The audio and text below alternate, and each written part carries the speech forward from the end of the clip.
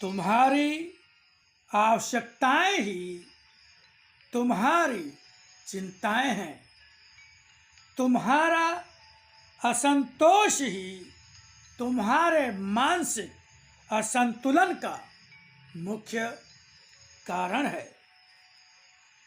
अक्षरों का कुछ होना या न होना महत्वपूर्ण नहीं होता।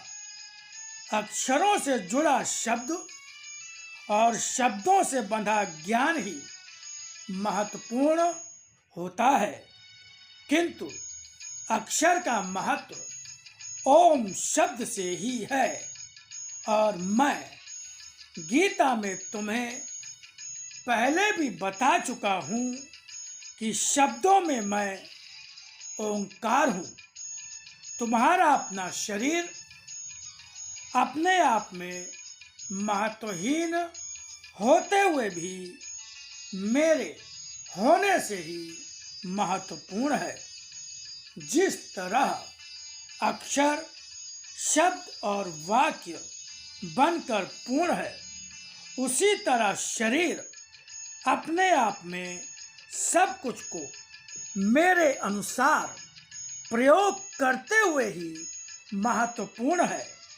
जिस तरह वाक्य जितने अधिक शक्तिशाली, अर्थपूर्ण और प्राणी मात्र के लिए कुछ देने वाले, नया समाज अर्थात समाज का नव निर्माण करने वाले होते हैं, उन वाक्यों का वे प्रवचन के रूप में हो, किसी से कहे गए हो या किसी भाषा के माध्यम से पुस्तकबद्ध करके लोगों तक पहुंचाए गए हो, वह सभी कुछ महत्वपूर्ण होता है। उसी तरह शरीर जो किसी के हित में काम आता है, संसार और समाज को कुछ महत्वपूर्ण देता है, सार्थक होता है। संसार में ऐसा कुछ भी नहीं है जो व्यर्थ है। फिर भला मनुष्य का जीवन कैसे व्यर्थ होगा? मनुष्य का जीवन भी अत्यंत ही महत्वपूर्ण होता है। इसे पाया है तो इसके महत्व को संसार को देकर सार्थक करो अपने जन्म को। तुम्हारा धरती पर जन्म साधारण नहीं, क्योंकि यह धरती पर बढ़ते अधर्म और अन्याय के विरुद्ध मेरे लिए कर्म करने आया है। इसीलिए मैंने तुम्हें धरती पर जन्म देकर अपने निकट बुलाया है। फिर भी स्वतंत्र हो तुम अपने अनुसार जीने को और अपने अनुसार कर्म करने के लिए। यह चुनाव तुम्हें करना होगा कि तुम अपने लिए जीना चाहोगे या मेरे लिए। मेरे पास कुछ भी ऐसा नहीं है जो तुम्हें संसार के सुख वैभव देने वाला हो। जिसके पास जो कुछ होता है वह वही अपनों को देता है। तुम्हारे पास कभी संतान और परिवार के साथ धन वैभव और ऐश्वर्य के खुले भंडार हैं, जिन्हें भोगकर जीवन की सभी लालसाएं पूरी कर सकते हो। कभी तुम नितांत निर्धन हो और तुम अपनी संतान को भी अपनी निर्धनता व निर्धनता के कष्ट ही देते हो। मगर जो भी जिस रूप में होता है,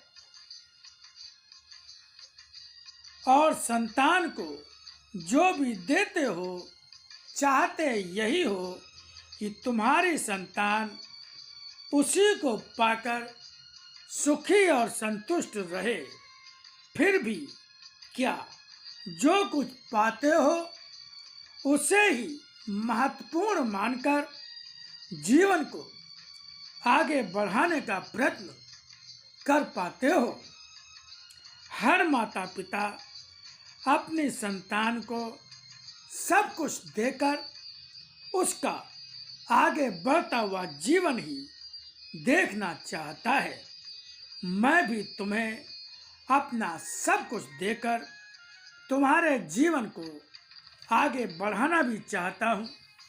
सुख और आनंद से भरा जीवन ही देखना चाहता हूँ, किंतु मेरे पास क्या है, क्या यह जानते हो? मेरे पास केवल 3 रत्न हैं: मेरी कृपा, संरक्षण और आशीर्वाद। मैं जो भी मेरे निकट होता है उसे यही सब कुछ देता हूँ। इसके अतिरिक्त मेरे पास मेरा रूप है, जो रूप है सत्य का, वह जो स्वयं शक्ति है। उस रूप को तुम सुंदर मानो या असुंदर, शुभ मानो या अशुभ, किंतु पिता अपनी संतान को अपना रूप दे देता है। मैं भी अपनी संतान को अपना सत्य रूप ही दे देता हूँ। मैं अपने धर्म के गुण से ही सत्य हूँ, जो गुण न्याय में कभी किसी पर अन्याय नहीं होने देता। क्या मेरे धर्म को ही अपना धर्म बना सकोगे? मेरी संतान को तो मेरे ही धर्म का पालन करना होगा।